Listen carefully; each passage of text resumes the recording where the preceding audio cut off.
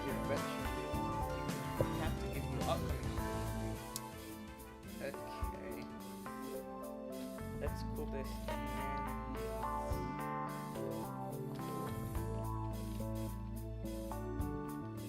and call this guy Jack.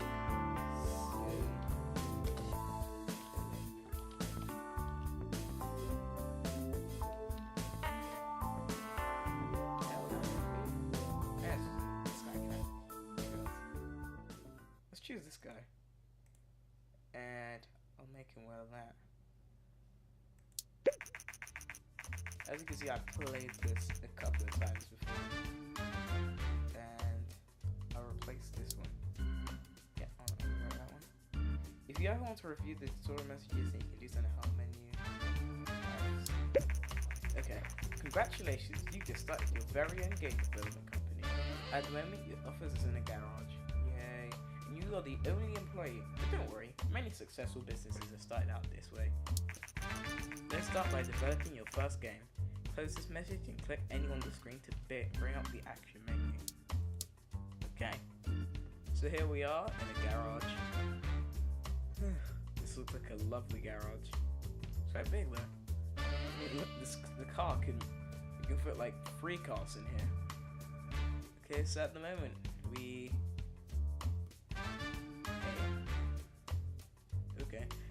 Okay, I'm looking at 0 fans, year 1, Mark 1, month 1, week 1, and we have 70,000.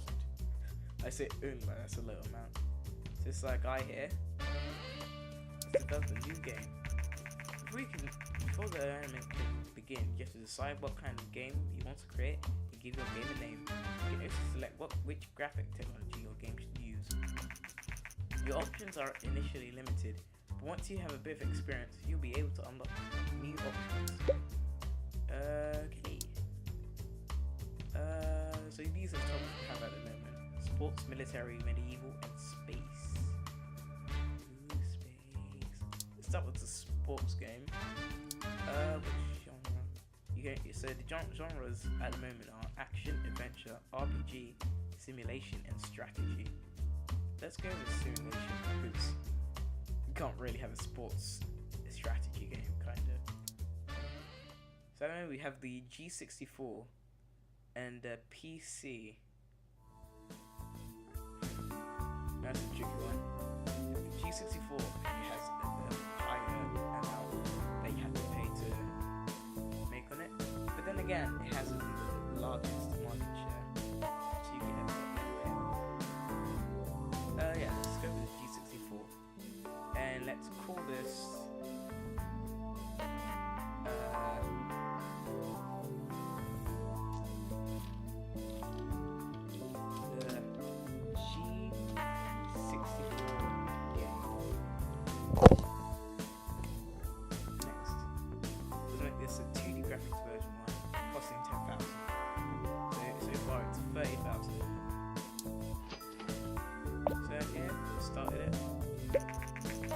Development runs through 3 stages. At the beginning of each stage, decide what areas of the game you want to focus on. Picking the right focus for your game greatly increases the points you generate. Think about what areas are important for your game and decrease the focus on areas you think are less important. If you want to read a brief description of these different areas, please refer to that in. Okay. So here we are. This is how we choose what we want to spend based on. And it's like the time allocation. So I think engine will be the most focused part of the game. Gameplay, I think that'd be next. Stories and quest tests, because it's really nice stories and quests simulation games. So yeah, so right now. Okay, so we started. Game development has now started. While developing your game, you will generate game points which you can see bubbling up. Game points are divided into design points and technology points. The more points you generate, the better the game will be. From time to time, there will also be bug points here. These points become less likely once you gain experience. Bugs need to be fixed before a game can be released and increase development time and cost.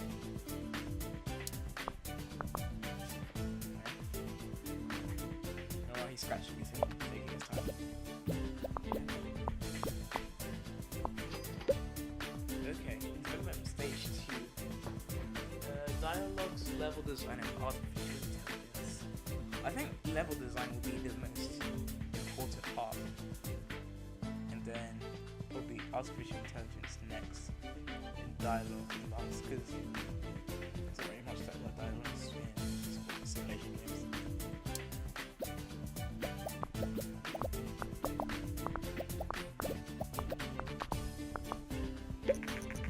During development, you can also select additional features for your game. Right now you can only pick basic sounds, but your options will increase quickly. Selecting additional features make the game generally better, but this increases the costs. You also see the graphics type you selected when you define the game. This is just to remind you of your choice. You cannot change the type of graphics mid-game. That makes sense. Okay, so you have two graphics version 1. You have basic sounds. You can take it off if you really want to. I'm going to keep it on. While doing that, I don't think you need that much of graphics and sound. Yeah, I like that.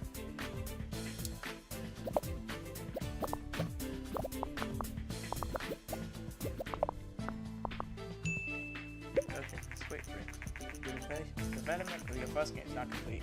You can press the finish button to publish your game, which you should only do that once you fix the majority of the bugs. Okay. Releasing a game without fixing bugs can severely affect your rating, so you should only ever consider that if you need cash, or you can't afford to wait. Okay. 3, 2, 1.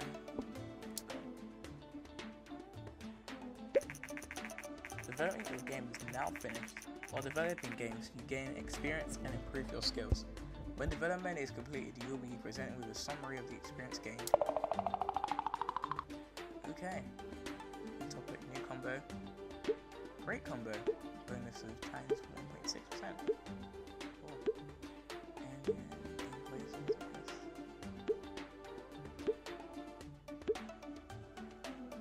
Okay, release the game. The game is now complete and will be handed off to publishing. We should see reviews and sales coming in for the game soon.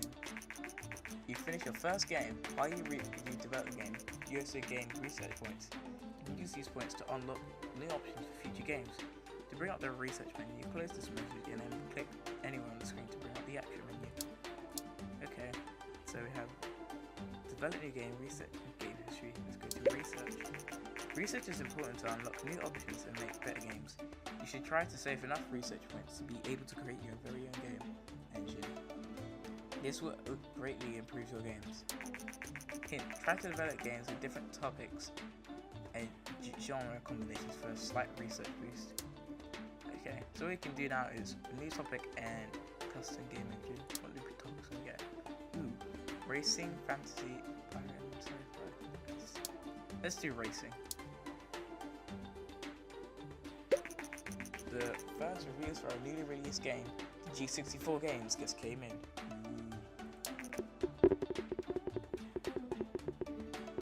Six, quirky but good. Could be more. It is our first game. Beautiful. Oh, that's good. Enjoyable. That's great for our first game. Nens Corp, a newcomer in the gaming industry, has just released their first game, the G64 games. The game received favorable results. With such a good start, Nens Corp are sure to gain fans quickly. That's great. Okay, so that's where our sales are.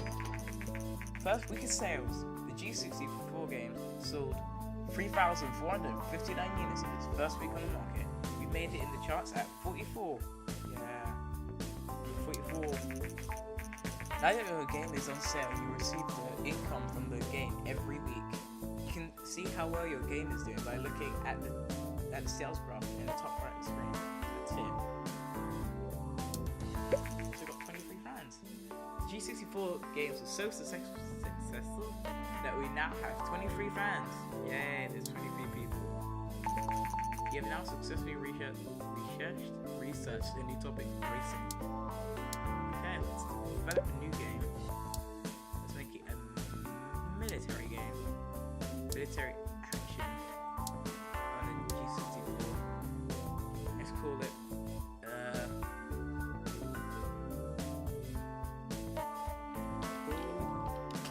Call of Brutality. Yeah, 2 different ones.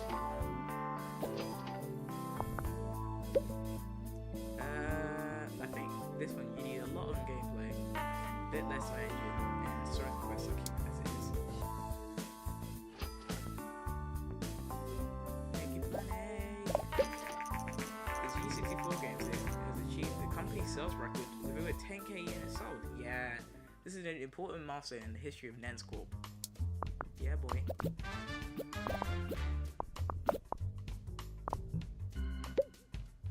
Okay, I think level design needs to be a book.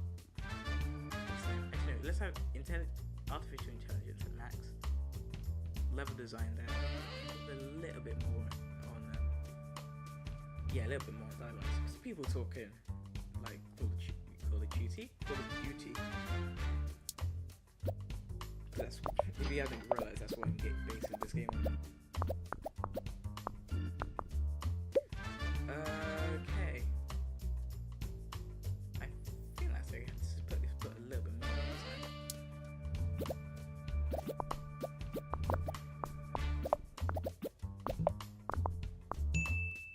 Okay. 3, 2, 1. 3, 2.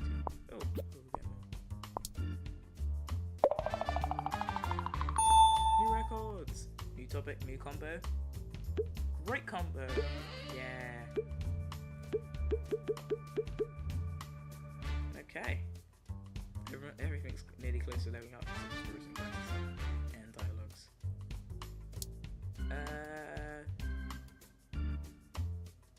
Let's start developing a new game again. Finish the first on that one. Let's go for medieval. Actually, wait, no. Let's go for Space Adventure G64. Let's go and type in space games are there. Just adventure games are there.